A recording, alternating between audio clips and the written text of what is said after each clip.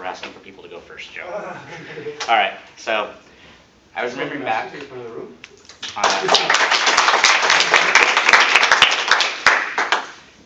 Remember back to day one when we had to get up in front of the class and introduce each other, and my fears, my anxieties. I have social anxiety to the extreme, and so trying to figure out ways to overcome my anxiety as I get up here and do this speech. I've talked to a lot of people. I tried to listen to Ian's advice. Plant your feet, exhale. Speech number one, I forgot all of that. It all went out the window. So talking to other people, what kind of things do you do to prep, to practice, to get comfortable with your audience? A lot of people, some people take Adderall. I was offered Adderall to do that. There's alcohol. There's marijuana. None of those were going to work. Then the most popular answer I got from a lot of people was pretend your audience is naked. Or pretend your audience is in your underwear. Well, Chase already did that with Lane in the mankini, so I'm not going to go there. In my first speech, I told you all, I'm really, really complex. I'm kind of a contradiction all over the place. So I'm going to do a little reverse psychology.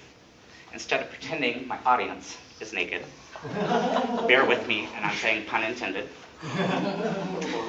this will directly relate to my speech and the subject.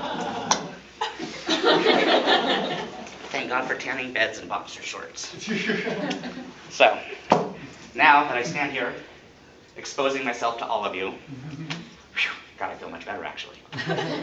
Probably wondering what my speech is going to be about. So, we will just, something I feel I'm an expert on.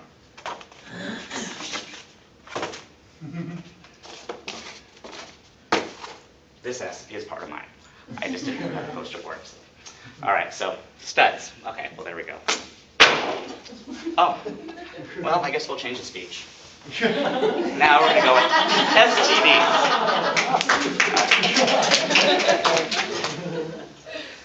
Not that I'm an expert from experience. I believe, to be an expert, you got to have research, knowledge, and experience these things.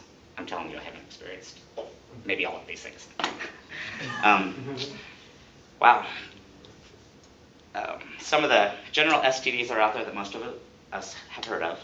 The list goes on for days. I looked it up, and I bet you there's probably 200 STDs that I could find.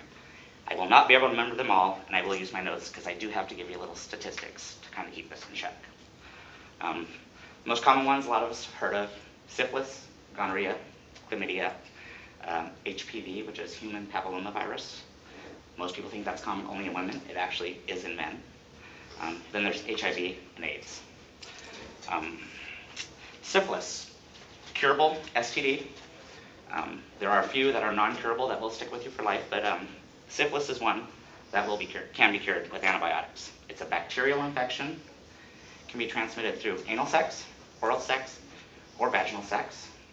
Can also be passed on during pregnancy to a baby during the birthing process. Symptoms are mainly like flu, sore throat, swollen glands, fever, upset stomach, sweating, nausea, weight loss. If you catch it in the first stage, it can be treated with an antibiotic, sometimes a shot, sometimes a pill. Left untreated, once it hits to a stage 3, the most advanced stage, it can cause severe organ damage, dementia, paralysis, cause you to go blind, and actually can give you a brain aneurysm. Syphilis is considered what they call a rare disease because there's under 200,000 cases a year reported in the United States. And all the numbers I will give are just pertaining to the United States itself. So every year there's about 70,000 cases of syphilis reported. That doesn't mean there's not more out there. That's just what's actually diagnosed and tested for. 1 in every 4,000 people in the United States have it, and 12 million worldwide. The next one is one that most people seem to fear: HIV and AIDS. Obviously, that's a non-curable disease.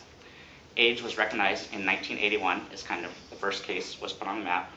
The origin comes from, they believe it was a chimpanzee in Africa that people hunted, ate their infected meat with the infected blood, and that's how it transferred to humans. Then it became known as the gay disease. And then for a while, it was the gay disease or IV drug user disease. And 30 years later, we all know that everybody can get it in so many different ways. 1.2 million people in the United States have HIV. 1.1 million people in the United States right now have AIDS. AIDS is a form of HIV. It's just the advanced stage. It's where your body has progressed. And when AIDS first came out in the 1980s, they knew the pattern. They knew you were going to get HIV, you were going to probably progress at this rate, and then you developed AIDS, and you'd probably die. 20% of people in the United States that have HIV or AIDS do not even know they're infected. That's kind of scary. That's a lot of people out there. Every year, about 47,000 cases of HIV are reported, about 36,000 cases of AIDS. The numbers consistently since the last 20 years for HIV cases has stayed the same. The number for AIDS cases has actually dropped. And it's not because there's less people catching HIV to turn into AIDS. They just have really developed a lot of treatment, a lot of medications and stuff like that that really slows the process from advancing from HIV to AIDS. Symptoms can be helped through medications. It is not curable. It's 4 times more likely in males. It can also be transferred through needles, unprotected sex. For some reason, in a lot of these STDs, they seem to be higher in African Americans than in Caucasians. Most common source, 75% of the HIV and AIDS cases do come from male-to-male sexual contact. The next one, chlamydia. This one is also curable, bacteria. It's known as a silent disease. A lot of times people don't ever see symptoms of this. Usually if you do have symptoms 1 to 3 weeks after the exposure, they say that there's 1.3 million cases every year that are diagnosed, and that has continually been on the rise forever. I mean, it just keeps going up. And not that more people have it, more people are actually just getting tested, so they're actually finding out, and the numbers are just being shown. Women, it can infect your cervix, have abdominal pains, abnormal vaginal discharge, nausea, fever, and painful intercourse. Left untreated, it can cause some serious complications with your internal organs and the surrounding tissues. In males, the symptoms aren't as severe. Generally, it's just going to be painful urination. It doesn't really cause too many complications later on in life, but on a rare occasion it can cause you to be sterile. Okay, so all of these can be avoided by either abstinence is the only guaranteed way to avoid contracting any of these. The next one would be the use of condoms. So I hear arguments on condoms. Only reasons I can really think of you wouldn't use condoms in this case are maybe religious beliefs, cultural beliefs, and I respect that people respect those beliefs.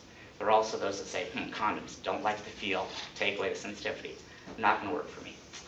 Uncomfortable. Well, so is going to the doctor and having an itch, a burn, a drip, a smell. That's uncomfortable. It's embarrassing. So the condom is a really small price to pay, really cheap, inexpensive, quick way to fix everything. So, oops, right up here.